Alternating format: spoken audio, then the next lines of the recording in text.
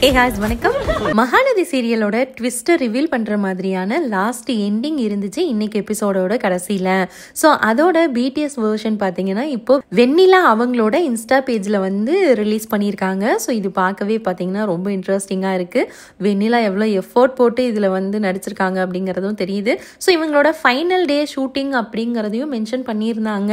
So இது final டே ஷூட்டிங்காக என்ன அப்படிங்கிறத வந்து பார்த்து வெயிட் பண்ணி பார்த்தா தெரியும். நம்ம சுவாமிநாதன் அவங்களோட அப்டேட்டில் என்ன இருக்குது அப்படின்னு பார்த்தீங்கன்னா சகல பாய்ஸ் எல்லாமே பார்த்தீங்கன்னா ஒன்று சேர்ந்து தரமாக பிக்சர்ஸ் எல்லாமே ரிலீஸ் பண்ணியிருக்காங்க.